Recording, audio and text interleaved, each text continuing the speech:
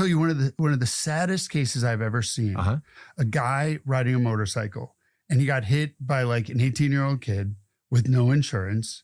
And he was thrown off the bike, like over the car, broken pelvis, multiple broken bones, surgery, like a month in the hospital. And the kid had no insurance. The kid had no assets, and he didn't have uninsured motorist coverage. This is the motorist.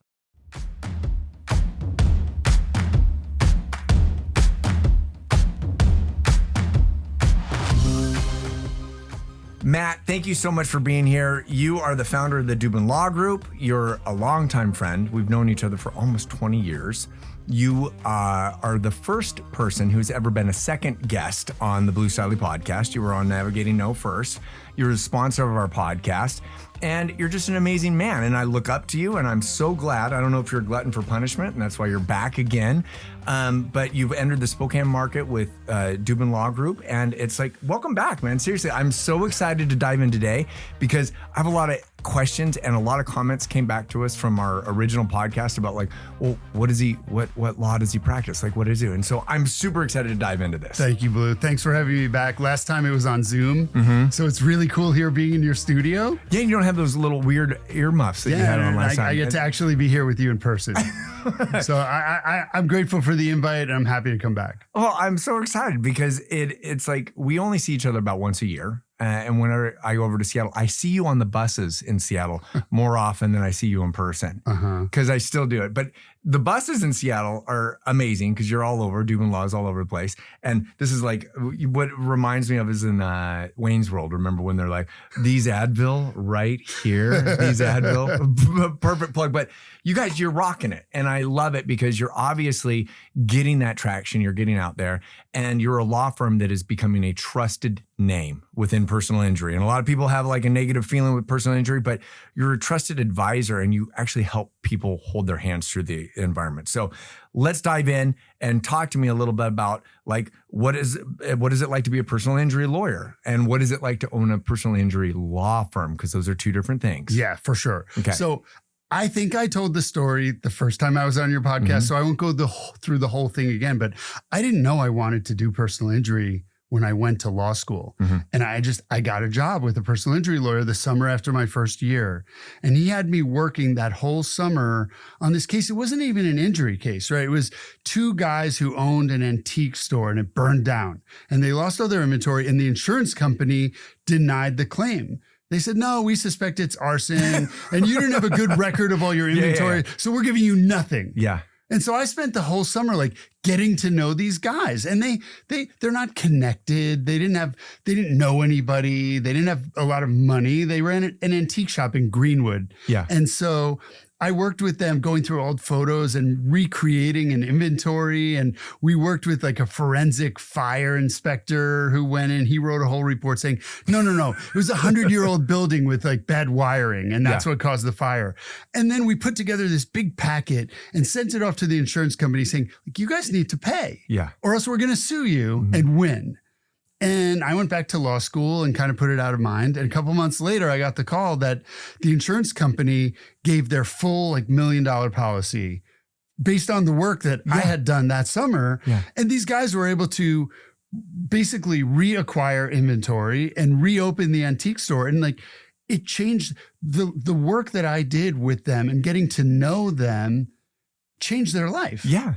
Right, because they had nobody on their side. The whole system felt like it was geared against them. And from that moment on, I was like, I want to do this. Like, I want to help people when they don't know where to turn and the insurance company keeps telling them no. And like, they don't have a voice, and to be their voice, to advocate for them and change their life for the better. But I think you tapped in on something that a lot of people don't know what to do.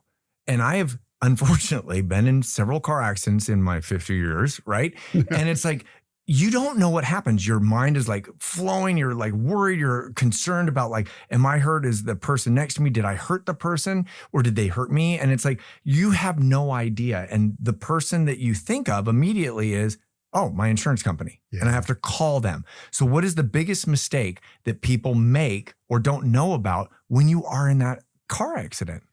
Yeah. So the biggest mistake happens before you're in the car accident, right? And what you said is so important because they don't teach this, right? It's the whole American system of justice, right, was built on the English. We're deep diving into this. Okay. But like it's a long tradition. It's like it's a 1,000-year-old tradition of common law, right? So it's not like our legislature like passed a law that says if you get hit by a car, you get money. Like that's the old English common law. It's just courts making decisions, and that decision becomes law. And then an appeals court might change it a little bit or tweak it or say, no, with these facts, it's a little bit different, right? But so they don't teach any of this stuff in high school, and even in college. Most people never learn any of this stuff. And honestly, a lot of people don't want to know. Yeah. You know, I wrote a book, you were part of my book launch back in like 2015. And the title maybe is a little crass, right? It's called Maximizing Your Injury Claim. But it's important because people don't understand anything about the process. And when you get into the book, so much of it is about like what you have to do before you're ever in an accident, right? It's like people don't tell you about insurance. We don't know. People call us every day and say, oh, I have full coverage. Yeah. And we all laugh at that, right? Because there's no such thing as full coverage, right? It's like a steakhouse. Everything's a la carte. And so it's on you when you're buying insurance, whether you're doing it online or with an agent or something, you have to specify, right? Like liability is if it's my fault and I hit somebody else, like they're going to be covered. Yeah. Right. And they're not going to take all my assets because I have liability insurance. Right. And collision is like if I drive into a tree, it's nobody else's fault. They're going to pay to fix my car. Right. But the most important one, and the one that people don't know about, is uninsured motorist or underinsured motorist. And I can't talk about this enough because like 20% of the drivers on the road have no insurance. Okay, stop. That's important. 20%. So out of every 5 drivers, 1 person isn't insured. They don't have that. Yeah. So if let's take a step back, and if I get in a car accident with that person and they hurt me and they don't have insurance, I can't get anything from them. And if I don't have insurance, I'm in trouble too. You could sue them and you could get a judgment, right? Like you win. Right. You win $1 million. Yay. And here, now go collect it against like Joe Schmo who has nothing. Yeah. And you'll never get any money. And now you've got medical bills, you've missed work, your life has been turned upside down, and you have nothing, but there's a solution. Okay. What is the solution? It's uninsured or underinsured. It comes as a package, UIM or UM, uninsured, underinsured motorist coverage.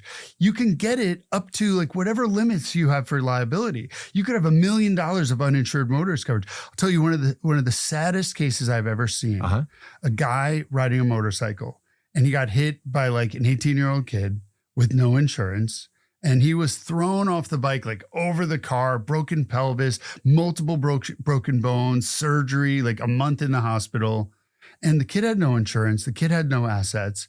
And he didn't have uninsured motorist coverage. This is the motorcycle driver. The motorcycle driver. He came to us and we had to tell him, we can't help you. Yeah.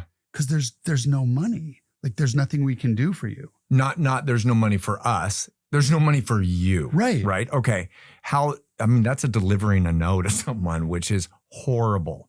Right. So what happens in that case? That's just like next time you need to have the uninsured motorist coverage, right? Uninsured motorist coverage. So when you have uninsured motorist coverage and somebody without insurance hits you, your insurance acts as if they were Oh, sorry. Yeah.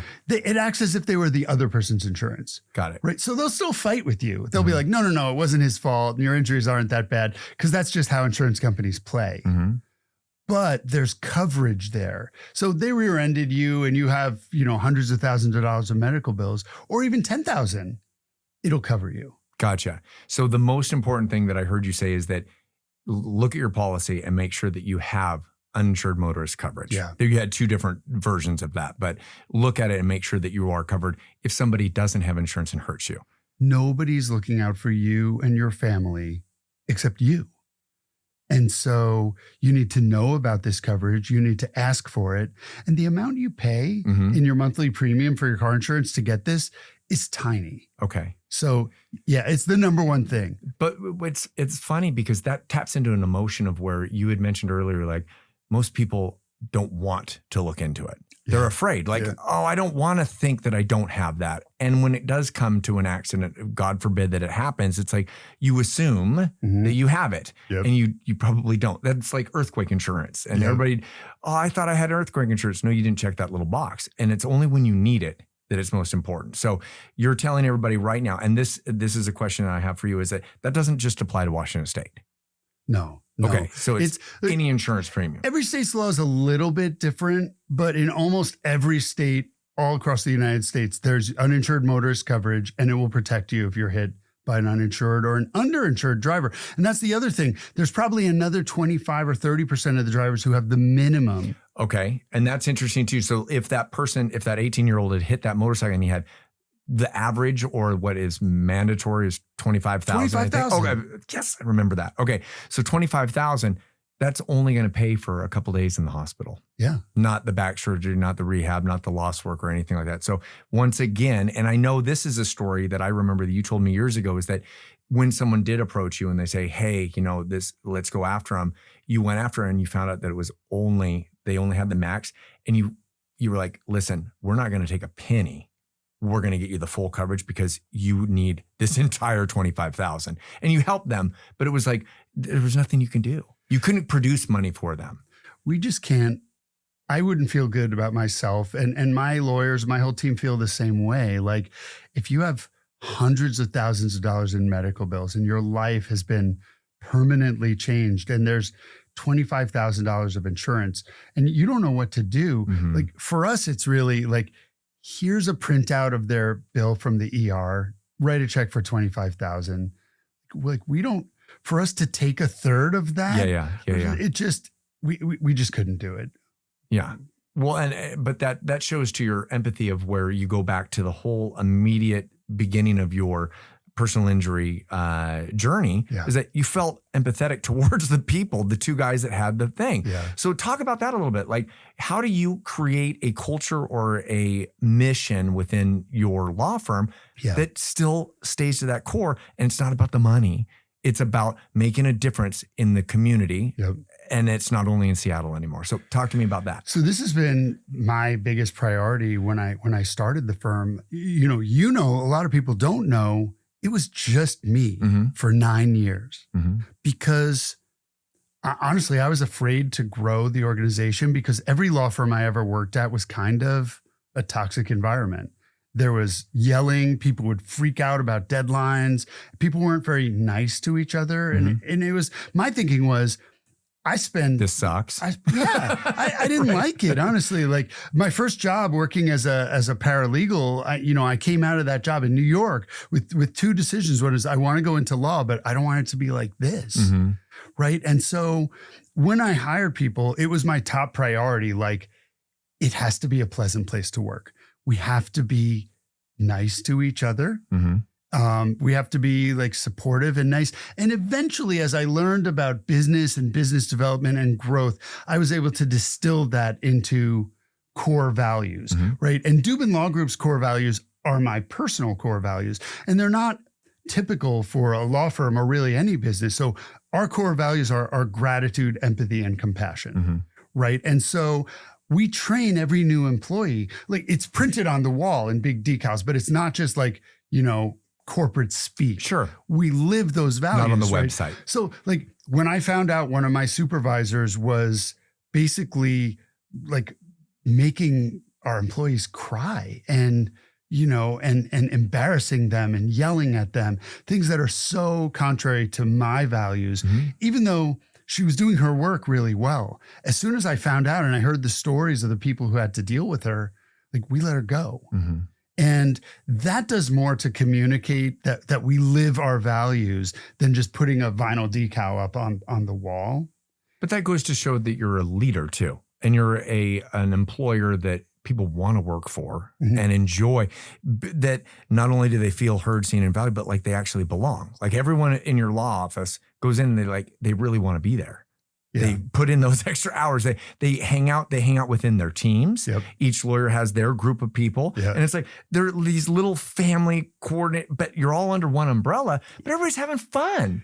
And you make that environment friendly. Yeah, it's so fun. I was talking the other day. So I was talking to my Spokane teams. And they love, like the lawyer loves the case manager and the legal assistant. And they also, my team's the best and my lawyer's the best. And it's like, we've kind of fostered this loyalty, like these teams, these little units, like within, under the umbrella of Dubin Law, right? And everyone's willing to lend a hand, right? Everyone's willing to support the other teams. But it's also kind of a friendly competition. Like we want to do better. We want to get better reviews from our clients. We want to get better results for our clients. You know, we want to do more and do it faster and do it better. And so, well, you want to improve and create a service to your client that is better than the competition, right? But at the same time, you're staying competitive within each other, but it's friendly. Yeah. And it's culture driven and like you do still support each other. And the client feedback is the best indicator of whether it's working or not. Right. So when a lawyer's or a case manager is getting like more 5-star reviews than the other lawyers, like we make sure everybody knows that. Right. Like, because that's our job. I've actually known lawyers and law firm owners who say, my job would be great if I didn't need to deal with the clients. And I'm like, I shake my head. I don't understand that mentality, because our whole reason for being, right? Our whole reason for existence is to serve our clients. Yeah. And if you have that kind of contempt for your clients, you shouldn't even be in this business. I love that. But that goes to any industry. Like if you hate being a personal trainer and you hate dealing with clients, that's not your job. If you don't like touching people's feet, don't become a masseuse. Like there's like, don't do it because it's not your jam. Don't do it. And I don't mean foot jam, but like how do you do that? So how do you transfer that? How do you become that leader that promotes that? Because that's got to be difficult, because give me 2 things that you do as a law firm or as a leader that has spread and it works really well with you. You know, it's funny because when we were 7 or 8 or even 15 people, like in a small space, and everyone's in everyone's business, everyone knows what's happening pretty much everywhere in the firm, it just kind of happens, right? We model these values and, you know, we respect our clients. We return their calls. We explain without being condescending, like, this is how the system works and these are your options, but it's your options, right? We don't make the choice for you. Our job is like, that's why they call lawyer counselor, right? We tell you, here's your options. This is what the law says. You get to choose. We might make a recommendation, but as we've scaled up, and now we're 19 lawyers. We're like around 100 people. We're all over Washington State. And we've had to build systems that replicate and kind of reinforce what you would naturally do from those values and priorities. So one of the things we've done is we've built a system where we track client contact. And it can't just be, oh, well, I sent them a text or an email. It's like a meaningful 2-way conversation, live client contact, like asking them, how are you doing? What are your symptoms? Are you seeing your doctor? What are you concerned about? And also giving them information like, this is where we are in your case and these are the next steps. And so like they understand we're in partnership together. We're not telling them what to do. But the number one complaint forever that clients have had about lawyers, particularly personal injury lawyers, is they don't return calls. And they don't communicate. And so we've built it in, like it's mandatory, right? Our case managers have to speak to the client at the beginning of the case every 2 weeks, and then it goes to every month. The attorney needs to speak to the client regularly. And because, you know, the case manager might miss stuff that the attorney would get. And we track it all. And they're evaluated by, it's one of the factors. It's not just getting the most money for the client. It's, are you building and maintaining like a relationship, a meaningful relationship with your client? At the end of the day, we have to go to court and tell their story, right? And ask for money. You won't know that unless you know the small moments and you're willing to go that 3 to 5% more for that client. And I think that does separate you from the competition. It really does, because you're obviously hand-holding people in a time that it is life-changing. A lot of times. And you don't think that you're going to be that person until it happens to you.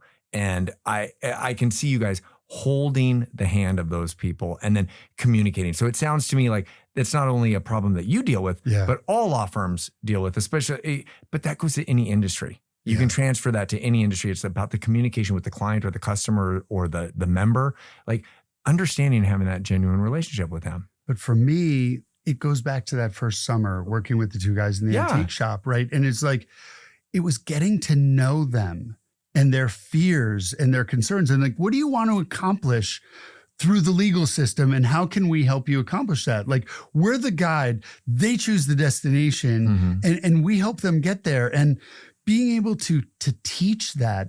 And because now my role is really more of a teacher and a manager, and helping people understand, helping people channel that passion for like getting to know people and helping them achieve their goals. Because it doesn't matter. When I was in law school, I thought a personal injury lawyer's job is get every client the maximum amount of money, no matter what. And to chase an ambulance. Never heard that before. I have. Okay. Yeah. But, we can do that. If that's your goal, we'll fight, until the fight's over, and we'll get you as much as anyone could get you. Talk about that for a second. Let's stop. And you're talking about being aggressive.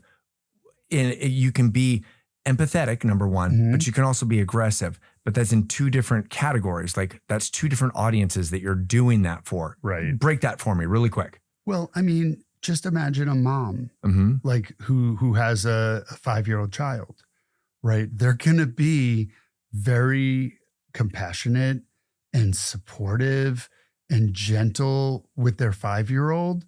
But when some the 10-year-old bully comes down and, wants to like hurt their 5-year-old, like that mom's going to get big and she's going to protect her child. Or if an adult is threatening her child, like she will, have the strength of 10 men. And so I like to think of us in that way. Not that our clients are our children, but they've never been taught the system. Yeah. They're very vulnerable. They're scared. They're not just about the legal process, but their whole life is like, will I ever be the same as I was? Will I ever be able to do the things that I used to do? Am I less valuable now than I was before? Can I be the same parent and the same spouse and the same employee that I was before? Like, will I ever get it back? And they're in this vulnerable, self-doubt, right? Right. And so we've been through it. I've been in multiple car accidents. Most of my lawyers have been injured in accidents. So we've been through it ourselves, right? So we really want you to understand, like, there's an end to this process. Yeah. And we're going to get you through it. And we would have taken your case. Because you're experienced. Yes. You have the repetitions. Yeah. And you're empathetic towards the client, but you can be aggressive to the insurance company. And we often have to be, because the insurance company, and I say, like, people disagree with me on this, but insurance companies aren't evil. They're corporations. Sure. Right? Sure. And corporations have one purpose. It's to generate profit for their shareholders.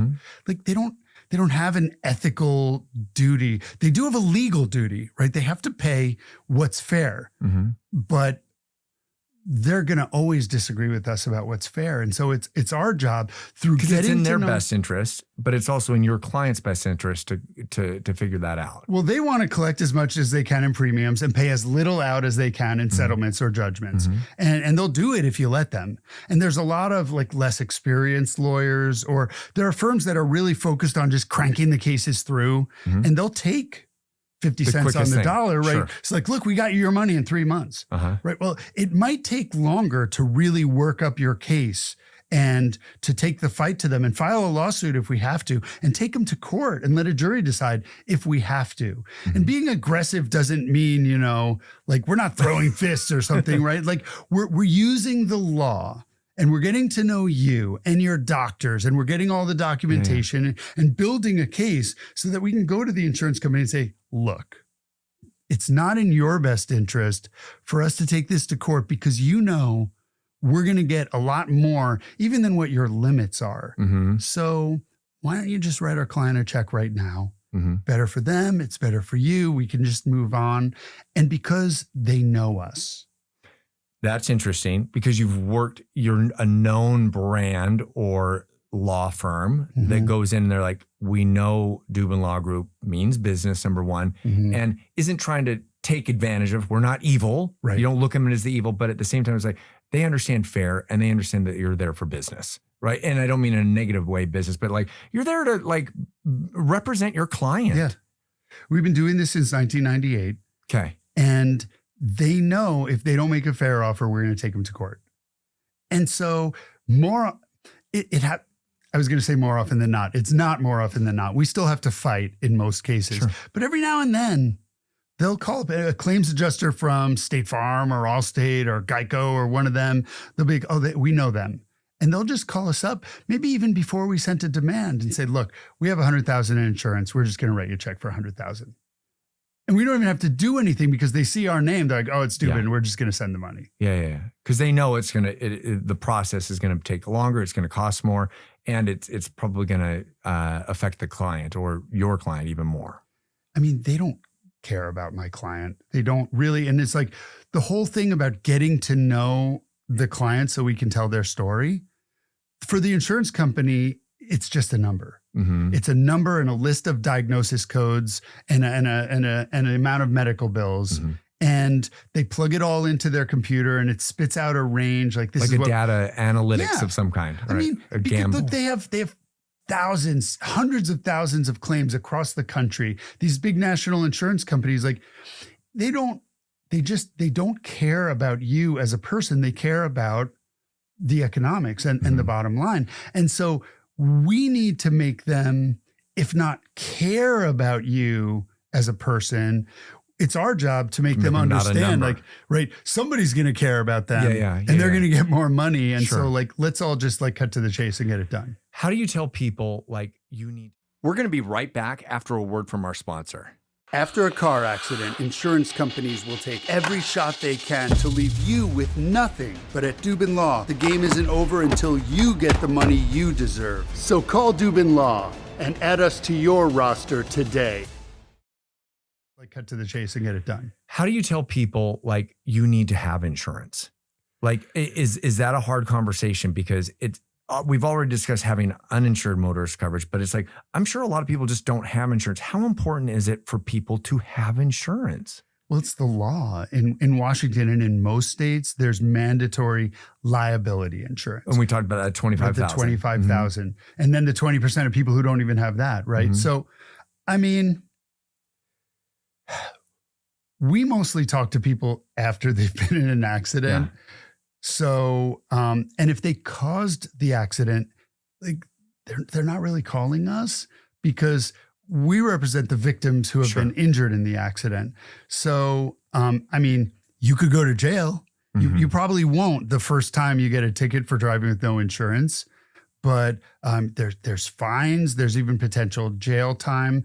And I guess what I would say is like, if you have anything and you're driving around without insurance and you hit somebody and they're paralyzed, they could take everything you have. They could garnish your wages for the rest of your life. So this is different from just motor coverage. This is also like an umbrella insurance policy. This is like different kinds of insurances that you can break down. So you can't get an umbrella insurance policy unless you have liability coverage at a certain level, right? So, I mean, I have so many different kinds of insurance, right? Because I run a business. So like we have malpractice insurance, we have general commercial liability insurance, right? At my home, like we have earthquake insurance, like hopefully an earthquake will never come. And it kills me, right? Every month. I know. Pay all these bills, right? And then you hope you never have to use it. Yeah. But if it does, if it ever happens and you don't have it. So it's different than the uninsured, right? The reason why you have these insurances is so when the unthinkable happens, it doesn't ruin your life. And but I said before, like people don't want to learn about like the car accident, the injury claims process. Like I used to try and give people my book for free. I mean, it's on Amazon. I don't know what the price is on Amazon, but people buy it. But I would try and give it to people. They say, no. I don't want to jinx myself, right? If I think about car accident claims, then I might get in a car accident. So I don't want to know. Yeah. And it's like, there's this weird human like resistance. Like I don't like, I'll deal with that when it comes up. Yeah. But the time to deal with it is really before. And the number one thing you can do is really understand car insurance and get as much as you can afford to protect yourself and your family. Okay. So what that kind of ties into a question I wanted to ask you is when should they call you? Right? When should someone call you? I mean, the sooner the better after a collision. Okay. And okay, so let's go through this. I'm in a car. I'm off the grocery store and I get hit, and you're in that weird state where you're like, oh, I just hit somebody, or they just hit me. Yep. What do I do? Are the police coming? I don't know. Am I in traffic? I got to get out of the way. Like, am I causing a problem? Like, what do I do? Who do I call? Like, do you call the insurance or do you call your lawyer? It depends on who it is. But I mean, like, go through that scenario with me really quickly. The best steps for someone to call you, or a personal injury lawyer. Like, what's the time? Call the police first. Okay. And sometimes they're going to ask you, like, how bad is the damage? Is anybody hurt? And depending on what you tell them, they may not even come out. Mm-hmm. They may say, oh, go online and file a police report online. And so, but at least you've made a record. You've called the police. This collision just happened. I think I'm hurt. I got rear-ended at this red light. They'll tell you, if you pull off to the side of the road where it's safe. The next thing you should probably do is get documentation, right? So while everything is fresh, you want to see the other driver's driver's license and insurance card. You should take pictures of their license plate, but also take pictures of all the damage to the vehicles, and then get wider pictures, get the context, right? Mm-hmm. Get pictures of the whole intersection and where it is. If there's any witnesses, they're not going to be around that long. So you need to identify the witnesses and get a name and number. But you're terrified. You're like shaking. You usually are shaking. How do you relax someone at that moment? Like, just knowing in advance you should look for people to talk to? Yeah, I mean, look, even when I was in a collision, like, the adrenaline's going, right? Yeah. And your hands are shaking, and like, I know what to do. And I was still shaken up. Mm-hmm. So like, I get it. But this is why it's so important to think about this stuff before you're ever in a collision. So yes, I'm shaken up, like maybe I'm hurt, but I have like 15 minutes maybe at the scene of the accident to do these things. Call the police, document the scene, get witness information. And at that point, I would say call Dubin Law Group. It's an easy phone number. You can remember it, right? It's in Spokane, it's 509-800-8000. In Seattle, it's 206-800-8000. In Everett and Bellevue, it's 425-800-8000. Uh-huh. Like, so it's just 800-8000 in my area code, right? You call us, it's not like we're going to like pressure you at that point. Oh, like, you need to hire us, but we'll be able to tell you, we can help you or we can't help you. Exactly. You should call this person. You need to go to the hospital now. We'll talk later. That's probably the first thing we'll tell you is if you even think there's any chance that you're hurt, because the adrenaline will mask an injury. Mm-hmm. So a lot of times people will go home and then later that evening or the next morning, their neck or their back is stiffening up. And you just don't know. Yeah. Is there internal bleeding? If my head was thrown back and forth, is there How often does that happen that all of a sudden it's like, I had no idea that my spleen is broke, or like, I'm sure it happens. It happens all the time. Okay. It happened in my accident where I had like neck and upper back pain for like 3 weeks. And I got some massage and I went and saw a chiropractor and I thought I was okay. And then it was like 3 weeks later, my low back started hurting. And then it just kept getting worse and worse and worse. And I ended up getting an MRI, and I had, like a herniated disc in my low back that you just don't know. And so you want to get checked out. You want to get a medical plan of action and do all that. So if you don't call us from the scene, like go to the ER, go to urgent care, get checked out, call us the next day. But it's better to call us early. And in terms of if you have insurance, you probably it's written in your contract. You have a duty to notify your insurance company that you've been in a collision. But what I would say is anytime you're making a claim, whether it's your insurance or the other driver's insurance, the insurance is going to be viewing you as an adversary. It doesn't matter if you've been like a loyal customer of State Farm for 25 years. When you make a claim and they might be on the hook to pay you some money, like they're viewing you as an adversary. Really? And they immediately start thinking, how can we pay as little as possible? Wow. And they're going to want to take a statement and ask you all these questions. And what I would say is hire a lawyer first. If not us, find somebody to be your voice, to be your advocate, to at least like be on the line with you when the insurance company is asking you questions, because they're very good at their job. Yeah. Right. And their job is to pay out as little as possible. Okay. So let's tap into that. I'm in an injury or I'm in a car accident and I call and I hire a personal injury law firm and I'm like, I just want money. Like I just need to pay my bills. What is the negative to settling too quickly? Well, Or you call the insurance company and they're like, oh yeah, we got you. Here's $20,000. Here you go. I don't need a lawyer. $20,000 is a lot of money to a lot of people. Mm-hmm. Okay. More likely it's like, here's $500. Okay. So you go away now. Here's $500 Okay. or $1,000. Okay. Right. So, I mean, I like that you laugh because it's real. oh, It is. I'm assuming you have plenty of experience with that. years ago, Okay. my father-in-law was crossing the street in another state and he got hit by a big pickup truck and Ouch. like it dislocated, it broke his shoulder, it crushed his leg. He had basically the swelling in his leg was so bad it cut off the circulation to his foot. So they had to like put a big like slice down the side of his leg to relieve the pressure. Like, it was horrible. And so he's got this open wound on his leg. He just had surgery for his shoulder. He's on all these meds. The day after the accident, while he's in his hospital bed, the insurance company calls him up and they want to take a statement so, they can evaluate the case. And he called me in Seattle. He's like, the insurance company's calling, what do I do? And I just said, don't talk to them. Just don't talk to them because they're going to use every trick they can to like use your words while you're under anesthesia and pain meds and stuff to damage your case. So going to your question, right? For the clients who just come to us and they say, well, I need money as quickly as possible. We'll tell them like, we can do that, but there's a lot of risk. Number one is we don't know how badly hurt you are. And when you settle, you sign a release that says you can never go back for more. Say that again. After you settle your injury claim, you can never go back for more. Okay. So if you sign a release and then 2 weeks later, oh, it turns out I need back surgery. Sure. You're done. And that you've seen that.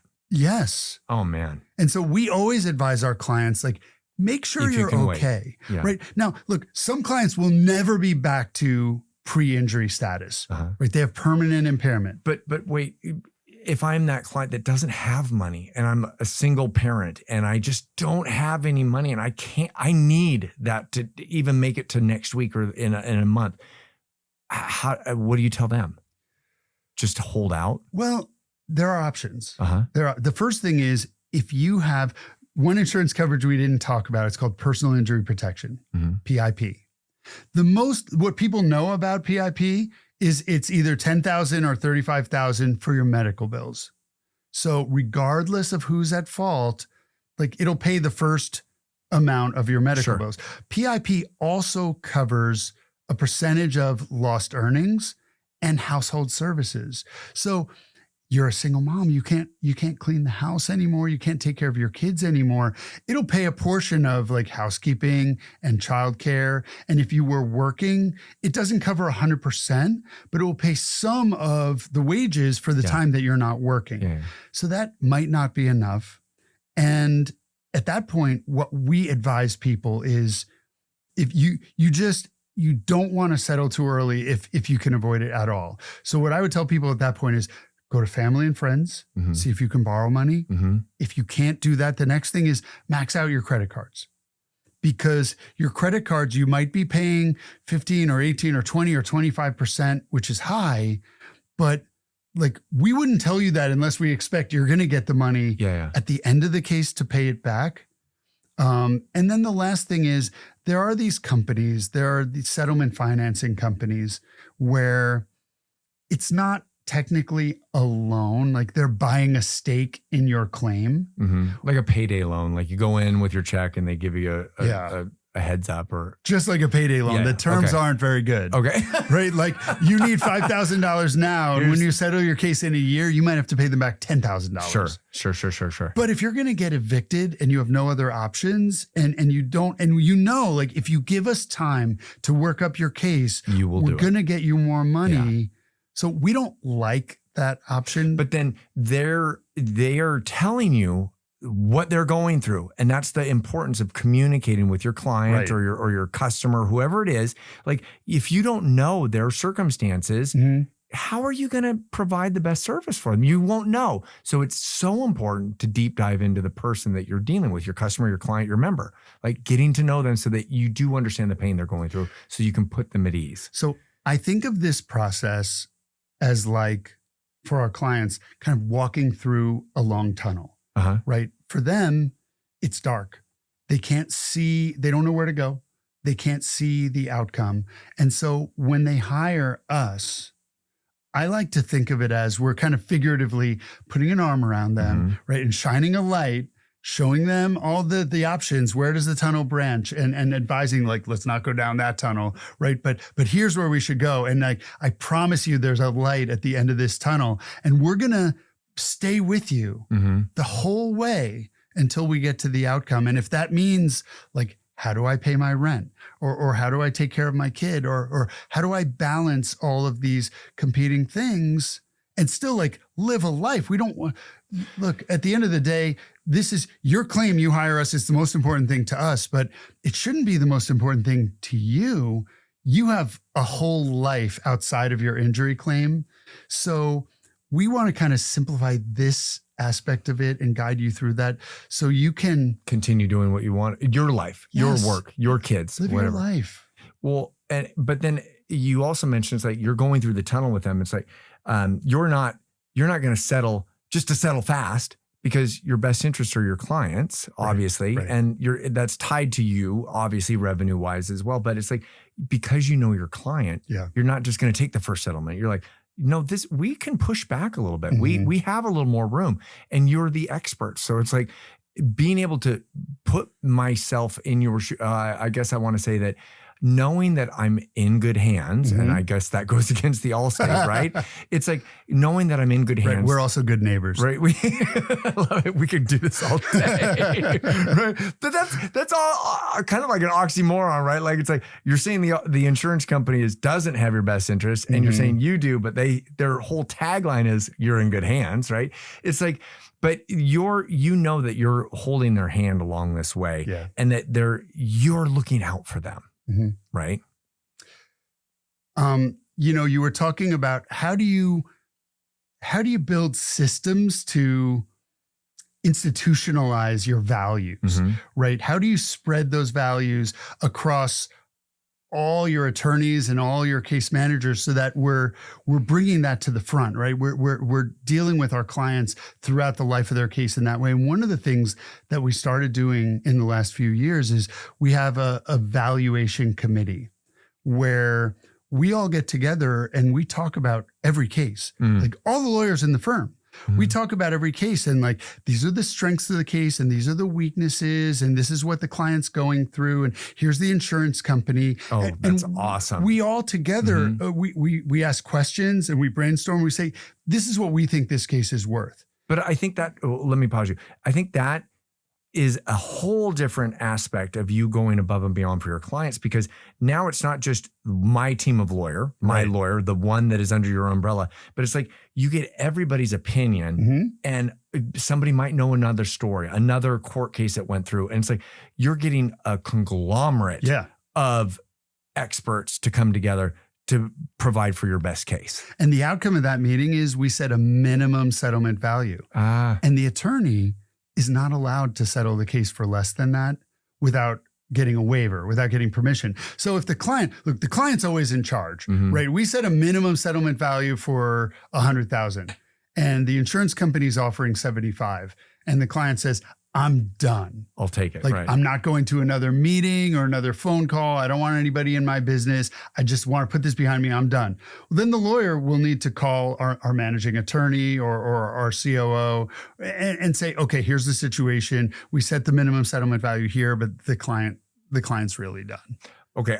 I love that. I want to, you're just bringing into another topic and it kind of excited me. How often have you told the client, listen, we're going to go for 100. Like we are going to, but you get 150, you get 2.5 million. How does that make you feel as the person that is like, I under-promised and I over executed this? And like, how great does that feel to make that person's life different? It's the best. Yeah, it's the best when we're always honest with our clients. And so there's a range of value, because at the end of the day, your case is worth what a jury of 12 strangers says your case is worth. So what we're doing with the insurance company is it's like a prediction game, right? Like, I think we're good enough that we can persuade 12 strangers to give you $1 million. And we have the street cred. Right. With that. Okay. And the insurance company is like, no, like, we've seen cases like this before. We think the jury's only going to give you like 250,000. So we'll give you 250, but we're not going to give you $1 million. And then, sometimes, usually what happens is the closer we get to trial and they see that we're not messing around, we know what we're doing, and we've got expert witnesses and reports and all the big posters showing, your medical condition. The closer we get to trial, the more money they offer. And so sometimes they finally get to a fair offer like the day before trial. And then, but at that point, the moment of reckoning, we might have spent $20 or $30 or $50,000 working up your case to get to trial. And so at that point, like, it's always the client's choice, but we might go to the client and say, okay, like, now they're offering 800,000, right? If they offered that 6 months ago, I would have told you to take it, but we're ready for trial. And we're going for $1 million. There's a chance you could get less, but there's a chance you get 1.5. And so, like, your call, if it was me, like, we like trying cases. Yeah. We really do.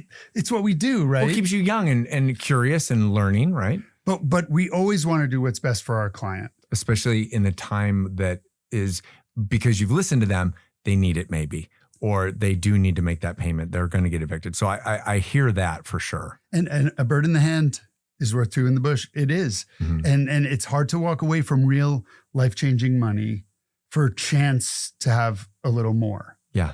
Oh, 100%. You don't have to specifically name that person, but what is the biggest settlement that you guys have gotten for a client?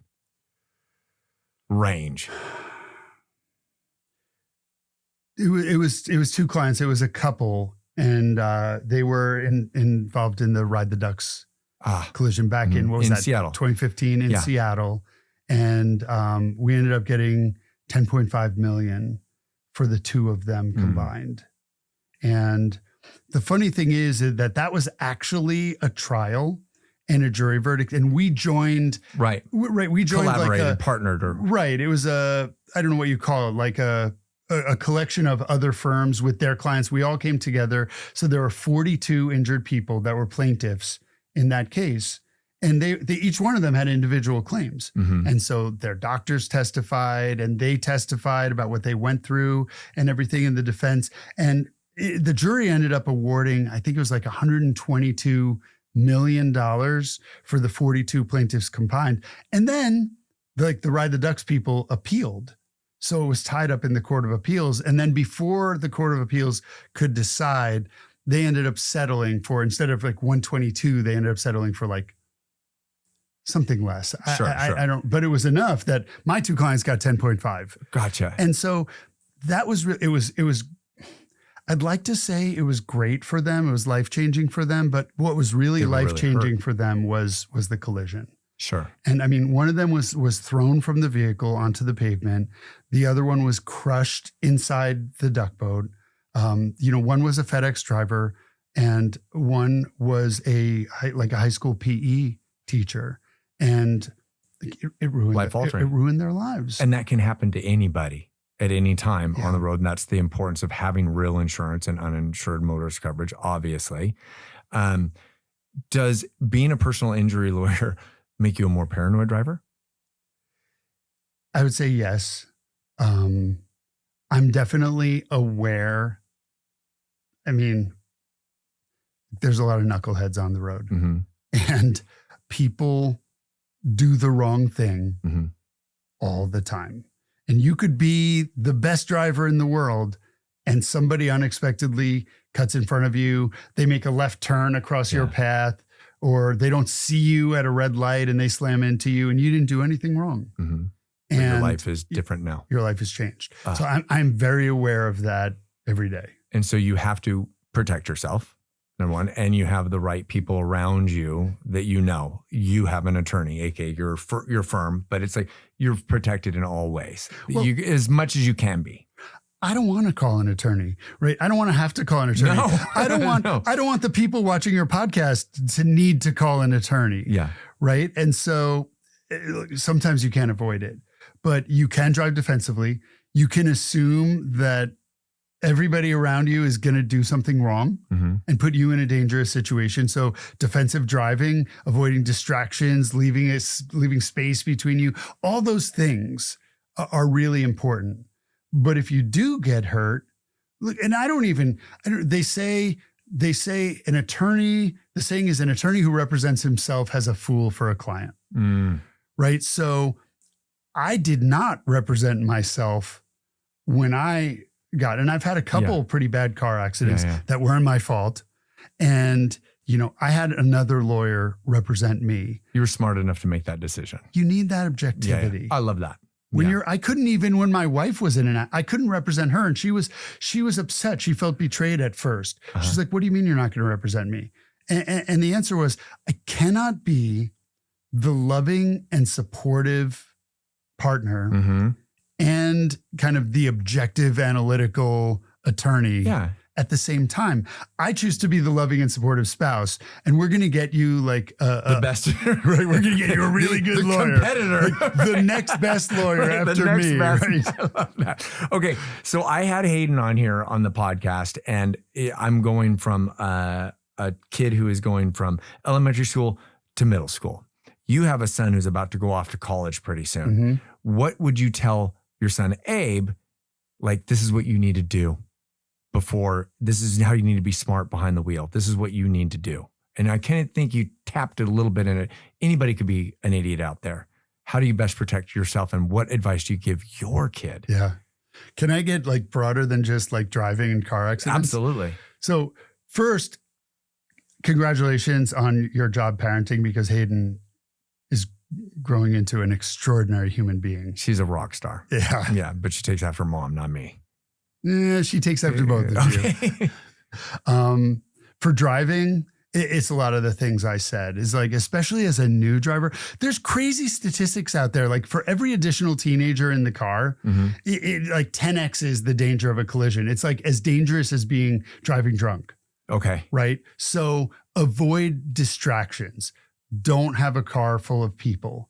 Early on, it was don't even listen to music while you're driving. Leave a lot of space. Assume people are going to make a mistake. He did great in driver's ed on the driving test and the written test. He passed everything. We were practicing with him for a long time. So he's a good driver, but you can be a good driver and still get hurt. And you mentioned that. It's it's the person on their phone coming at you that you have no control over. Right. All it takes is them to be distracted for 13 seconds or 3 seconds or 1 second and change your life. But for life, and I just want to say, because it popped into my mind when you said, what advice would you give your son? Yes, go. And it's the advice I've been giving him since he was really little. Question everything, even what I tell you, because you need to learn how to make judgments and make decisions for yourself.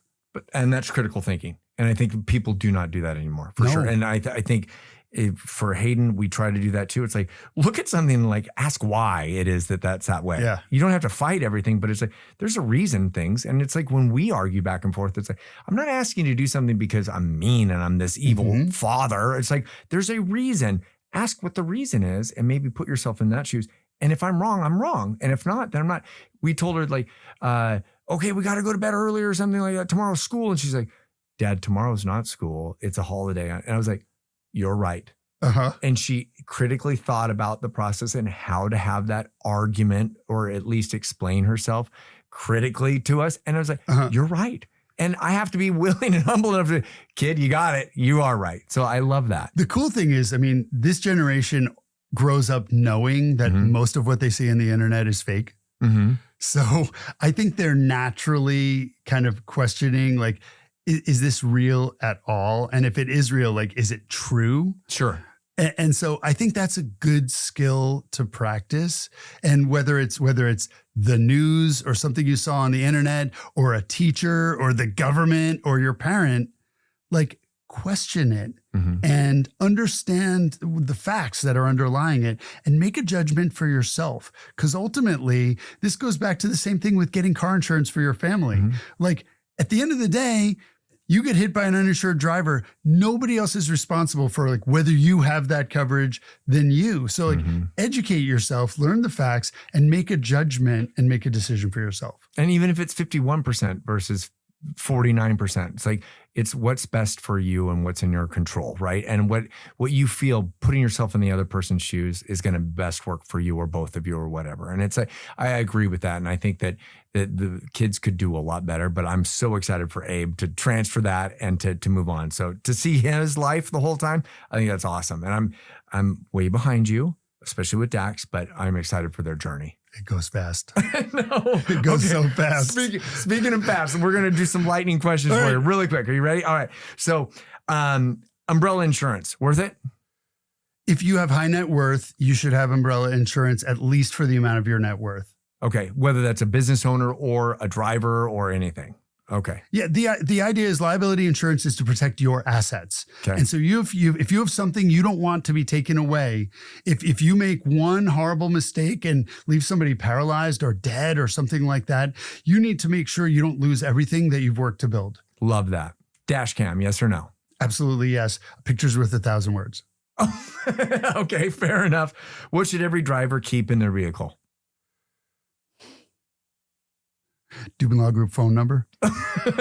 Area code 800-8000. Okay, awesome. All right. Biggest misconception about lawsuits. We get calls from people who say they call really reluctantly and they're like, I was hurt, somebody hit me, but I'm not the kind of person who sues other people and I don't want that bad karma or anything. Yeah. Right? So what people don't understand is that even though the law says you have to make a claim against the person who hit you, you're really making a claim against the insurance company. And so changing the perspective. Right. Okay. It's like you're not ruining someone's life. Really, it's not. Their premiums might go up a little bit, but that's why they have insurance. Love that. So if somebody does you wrong, it doesn't mean they're a bad person. They had a moment of inattention and you paid the price for it. Like, this is why the law is what it is. This is why you have a right to make a recovery. This is why people have insurance. You shouldn't feel bad about it or reluctant to do it. It doesn't mean anything about you as a person. The law says you're entitled to get compensated for what was taken away from you. And we want to help you get that. Oh, I love that. Okay. So last thing, and that is that you're actually here for a reason. Yep. And it's not because of my birthday coming up or anything like that. It's because you've actually entered full force into the Spokane market and you came over to enjoy Hoop Fest for the first time ever. And you had a table and you were sponsoring. And so it's like, talk to me about that. What is it like to enter the Spokane community and what is the feedback been so far? So first, yes, Hoop Fest. Yes. Hoop Fest is awesome. Like, I didn't realize they shut down most of downtown and just turned the streets into basketball courts. And it was so fun just walking around and just randomly stopping at a game. Even the little kids, like, there's something about watching humans competing with each other that's so inspiring. And like, these kids and the adults, it was intense, but everybody's dialed in. Everybody's doing their best. And like the sportsmanship, right at the end, they're all shaking hands and it was so fun to watch. And we had a booth with a kind of a reaction time game where people could come and test their reaction time. And we just had, like, there was a moment of the weekend where people weren't lined up wanting to play the game and, meet our people and talk to us. And so it was so fun. I mean, the people of Spokane were so welcoming, and this is something we're definitely gonna always do. As far as Dubin Law Group being in Spokane, like, we've been here a long time, kind of quietly. We have 2 attorneys in Spokane, and we have a number of staff, but we didn't have a physical office and we weren't advertising here. So, we would get Spokane cases here and there.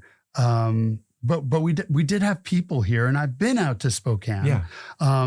And I just felt like there was really a need in the market, in the Spokane market. I don't think there's any personal injury firm here who does things the way we do and who really focuses on building those relationships with the clients, which I think is the most rewarding part of the job. And I also think it helps us get better results for our clients. Mm-hmm. So we found an office last year, and it took longer than I hoped to get it all set up with furniture and the phones and electronics and the signs, but we're here. Mm-hmm. And we started advertising in Spokane in the beginning of the year, and the response has been amazing.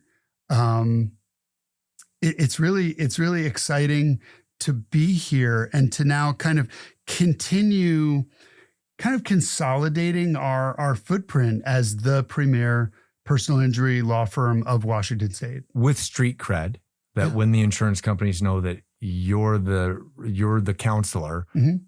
you mean business. And, some people don't care, and maybe it's not a big deal, but I think it's important that I went to UW Law. Dubin Law Group was founded in Washington, mm-hmm. and we've always been in Washington continuously.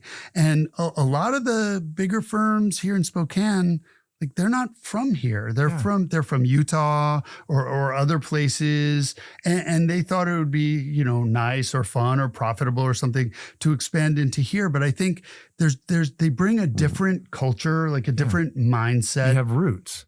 Right. Yeah. Right. We're all Washington. Well, and you're actually partaking in the community events. Like, you're in the event. You on the South Hill, you're doing group meets, and you're having people show up, and it's like, then also Hoop Fest, and you come into town, and it's like you are giving back to the community so that people understand what you do, mm-hmm. What problem you can help them with, and that you offer advice and guidance for free.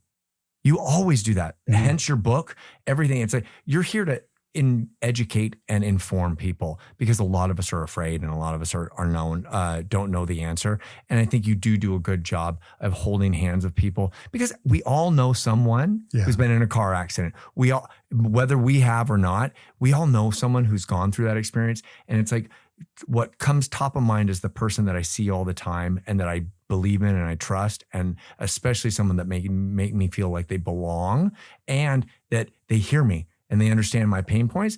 That's who I want to refer. That's the person that I want to go after. And that is what Dubin Law has done. And I think you guys are doing an excellent job, and you're coming into our community, and you're being a part of that. And I'm just glad that I know you, and that you have given me the support, and you've supported this podcast. You're an avid listener, but you're a great friend, and your whole family is. And I just love you. I really, really do, Matt. And you are not an evil ambulance chaser, and either is the law firm. And I don't want insurance companies to be the evil person either. It's like understanding both perspectives. But what's most important is that looking out for your best self and making sure that you're insured and having that coverage, and that somebody needs to hold your hand sometimes. And you are that person, that perfect group to be able to do that. Yeah. When I meet people for the first time, and, I'll talk to them, and I ask them questions, and, we're just getting to know each other, and then they find out what I do. And one of the most common responses I get is, "You're too nice to be a lawyer." And it goes back to the conversation we had right at the beginning, right? It's like, it's just who I am. Like, I'm happy.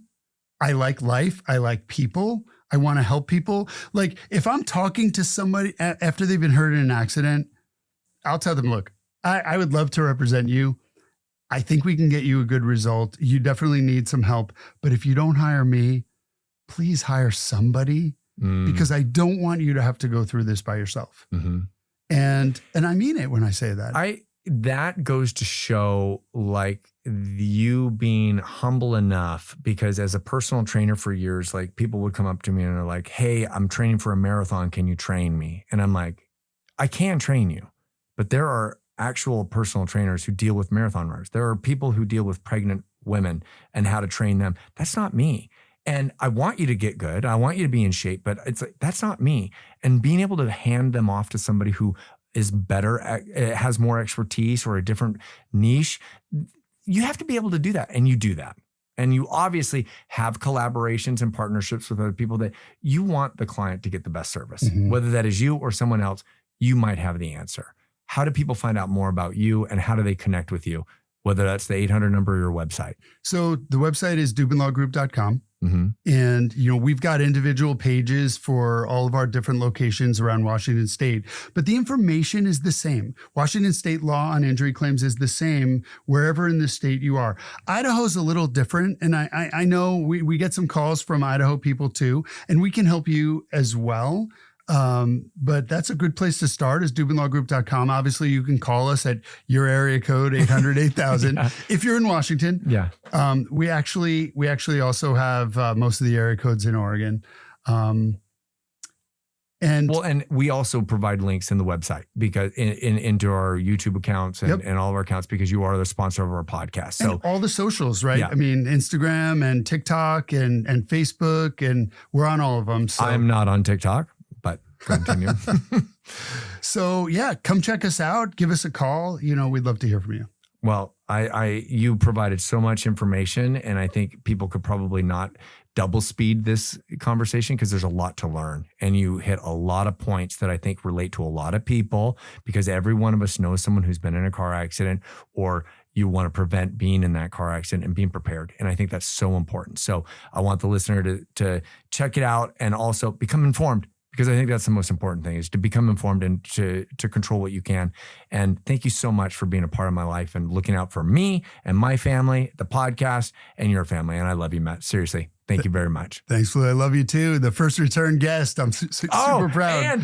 And I knew you when your hair was not white. I just want to throw that out there because it is looking good, mister. I earned every white hair. I love it. I love you. Thank you so much, Matt. Thanks, Flu. All right. If this episode brings you value or you know someone who could benefit from it, the best way to support the show is by sharing and subscribing. It's completely free and helps us reach more people. And if you have any questions, feedback, or guests you'd like me to interview, drop a comment while you're there. I'd love to hear from you. And most importantly, thank you for tuning in. And let's continue sharing optimism and positivity.